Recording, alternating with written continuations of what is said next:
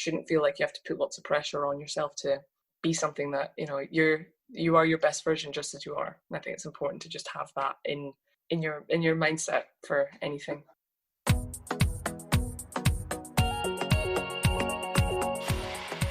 Hey there, this is the Small Fish, Big Podcast, a show for the gallus few who dream and do. If you're a small biz owner, a creative freelancer, or someone dreaming about leaving your 9-to-5, this is the podcast for you. Each week, I'll chat with an inspiring guest who will share their entrepreneurship story before we delve into a discussion about running a creative business. Thanks for tuning in. Hey, and welcome back to season 2 of the Small Fish Big Podcast. For those of you who are joining us for the first time, my name is Rhiannon and I am the host of the show. I am also a brand photographer, a wedding and family photographer, and a very proud small business owner. I'm a big champion of small businesses, both in my personal and my professional life, and that is a big part of the reason why I started this podcast, to share amazing small business and creative freelancer stories. When I am not creating podcast episodes or out working with my camera, you can find me trying to keep my very curious 3-year-old occupied, trying to tire out my ever-energized 10-year-old dog, and exploring new places, which is my favourite thing to do, whether that's within Scotland or around the rest of the world. That is enough about me. Let's get started with season 2 of the Small Fish, Big Podcast. So today I am joined by Rosalind Main, who is an artist and a model and a body image activist. So thanks so much for joining us, Rosalind. Hi, thanks so much for having me. I was actually introduced to Rosalind's work a few years back now, I think it was, and it's really powerful stuff. Rosalind has found a way to turn her own personal experience as a model and her passion about body inclusivity into art. And not just any old art that inspires conversation and change, which in itself is an amazing feat. I think for a lot of creatives, and I know definitely for myself, this is something that we aspire to do. But it's not easy to turn something that you're passionate about into a campaign or into a real, open, honest conversation. And I think you've done such an amazing job of that, Rosalind. And I'm really excited to have you on the show today to talk about how you made that happen. Rosalind is also doing incredible work in the area of representation in fashion as part of her I Am More Than campaign, which she is a co-founder with, along with her friend Morgan. And she has just completed her master's degree at Edinburgh College of Art in the midst of a pandemic. So you've been up to loads of amazing things lately, Rosalind. I'm going to leave it with you here. Can you walk us through your journey as both a model and an artist, and tell us a little bit more about how you got to where you are today? Yeah, sure. So I've been modelling since I was about 15, 16. So I've been modelling for 11 years now.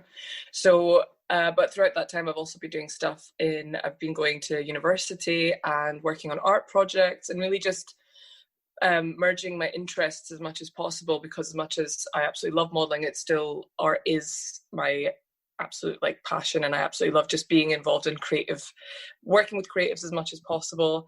And when the years between when I graduated in Aberdeen versus to now starting the masters, me and my creative partner Morgan McTiernan, the two of us co-founded the I Am More Than project. So it is a body inclusivity campaign made to break down stereotypes and emphasize that everyone is more than a first impression and more than what's on the surface. So it's about bringing together a team of creatives and just really, spreading the message of just positivity and working together creatively and just really empowering people. So it's for the audience, and as well, we also have lots of people that would like to be involved. So we work as much as we can to just, spread the positivity and awareness as well, that in Scotland there's definitely lots of creative fields out there and places in fashion where more representation needs to be made.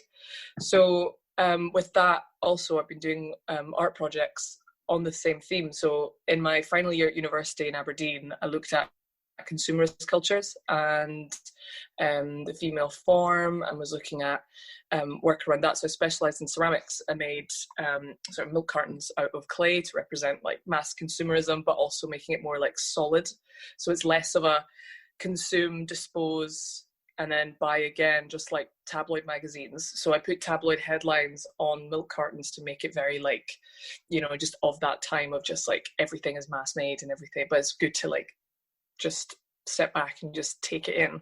So then from that is so I've still been looking at the themes of women, consumerism, self-image and beauty as well, and it's something that I absolutely really enjoy researching and working on and collaborating with other people as well. So it's a theme that's still running in my practice. So it's a lot of during the masters as well, I looked at self-image, and my master's degree showpiece is called Self, i.e. Image Magazine. So it's about like selfies and image and being immersed in an image, but also like escapism. So I'm looking at just the power of imagery, especially in social media as well, because that's something that surrounds us all the time on a daily basis.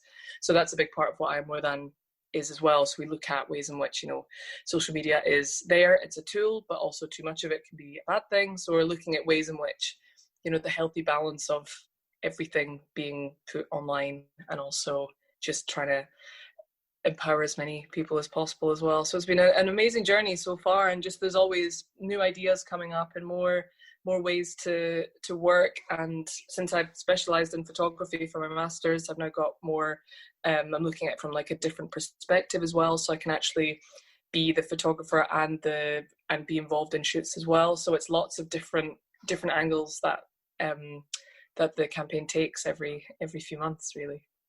And I think what's so great about it is that you have been on it from all sides. So you've been a model, you've been a photographer, you've been an artist, you've sort of found a way to meld all of these things together, as well as bring the activism into it. And it's about more than simply creating art, but also getting that message out there. Mm-hmm.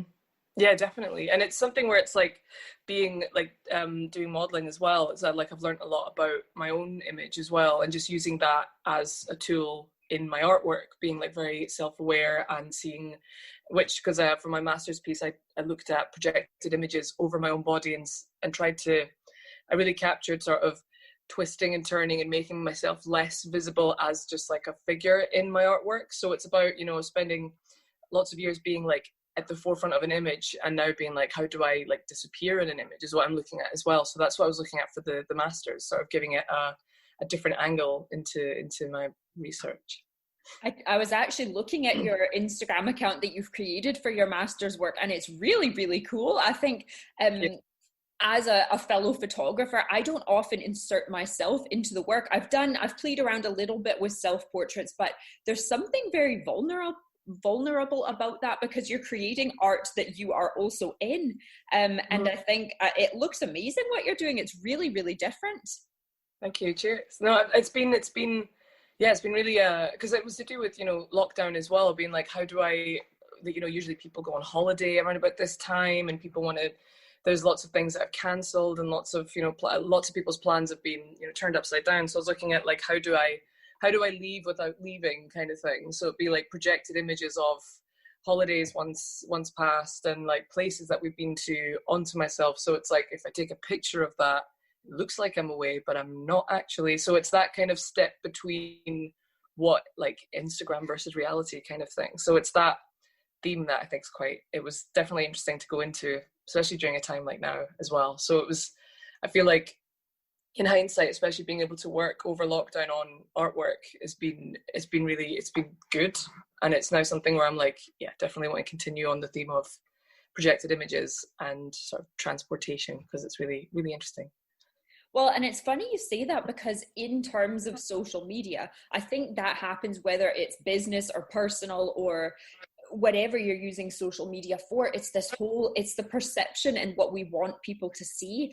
And I think there's been a lot of talk about that lately, about how damaging it can be if you're just assuming that everything you see on Instagram is someone's reality, and that whole thing of, you know, comparing, you know, what your actual current reality is, and comparing that to a perceived reality that somebody else is sharing, and how that can be quite damaging, especially if you're not feeling particularly happy or confident with where you are right now. Yeah, definitely. And it's other things where you go like, these images that we see, we know aren't real, or we know are the accounts that we follow, the people are millionaires, or, just things like that, where you go like, I like somebody, you might be like, I don't choose to focus on that part, but I'm focusing on like how nice that picture is, and why am I there? And it's just that sort of spiral that you can get yourself into, where it's just like accounts that maybe don't bring you as much productivity, and maybe bring you down, or just not. There's a lot of things being like, well, it's best not to maybe engage with that as much. Just try your best. Like, I think it's best to just try as much as possible, not to be like, okay, that's them, that's their journey, it doesn't reflect on mine. And it's Instagram and social media is a highlight reel as well. Like, you're not going to post when you're feeling down, and maybe if people post really good pictures, you don't know where they are in that actual moment where they posted it. It's just that, it's that like skip in time, or that sort of like, there's that, it's almost like time traveling in a way when you post things online that being like, this was then, but like, I'm on the bus actually, but I'm posting like a really like glamorous picture of me. It's just that sort of like that, that front that, everyone wants to have the best version of themselves, or their most authentic version of themselves as well. So I think everything is in, as long as it's, just there being like, it's not real. Like, it is an app. There's lots of angles and ways in which you can be sort of tricked. Like, image is trickery, it is, at the end of the day. There's lots of ways in which you can create something far more like dramatic than what's actually there when it comes to even compositions. Absolutely. And I think it could be done in a positive way and in a negative way, like with most things. And I think I've seen you post some really great pictures that are sort of a little bit more behind the scenes, from, I guess, when you're modeling from that perspective of like, okay, yes, this is what a polished, finished photo looks like when I'm all done up and everything's been photoshopped and whatever, and then showing what it actually looks like. And I see quite a lot of photographers doing it, actually, like showing what their view of something is, and showing that behind the scenes. And I think that's one good thing that's maybe come out of lockdown, is more and more people are being a little bit more honest and showing the behind the scenes and admitting when they're having a bad day, maybe going online without a face full of makeup and things like that. And that's been really refreshing. I've noticed that a lot more during lockdown. I don't know if that's just because I'm maybe on social media more, or if that's something you've noticed as well, but it's really nice to see. Yeah, definitely. And it's good to just see like more realness on things like that, like more social media, where it's like, if someone's talking, they're walking down the street and it's very like natural, people just, I feel like a lot more warm to it if like influencers or just big accounts are just being a lot more honest on their social media. Just, it makes it a lot better for the audience and for themselves as well, because then you don't feel like you have to be using all these like special lights and makeup and hair to just appear on your own platform, because then you're setting yourself an unrealistic expectation of your own person, which is unhealthy. It's much better to just be like, this is me, and if that's what people, that's the best version of yourself, is the version you're most comfortable in. And it's not, you shouldn't feel like you have to put lots of pressure on yourself to be something that, you are your best version just as you are. And I think it's important to just have that in your mindset for anything. That's a good one. That's a good one to just sit with for a minute, actually. But you're absolutely right. And I know for me personally, I never really liked being on camera. I think it's part of why I went into the sort of journalism and then photography and that side of things, because I like to tell other people's stories. But actually, over the past year or so, I've gotten a lot better at being like, if people don't like who I really am, they're not my people.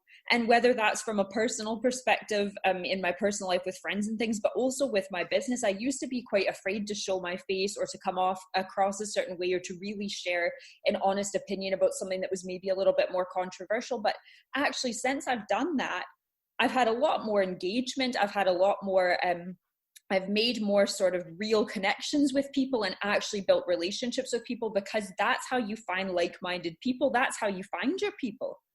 Mm-hmm, exactly. Yeah, it's the best way. And also, it's just, there's a lot to be said about just being, like natural and yourself, just authentically. Yeah, it just means that you've got a lot more, there's space for where you actually want to just put your time and effort in as well. So it's not like focusing too much on exteriors, but mainly being like, I have so much to bring to the table. How I look and any sort of thing I might be hung up with is just the icing on, it's just the like tip of the iceberg. It's not, there's so much more talent and so much more qualities to a person than just how they present themselves that day. There's so much more to a person. That's so true. And I think that's why your I Am More Than campaign is so amazing, because most of us,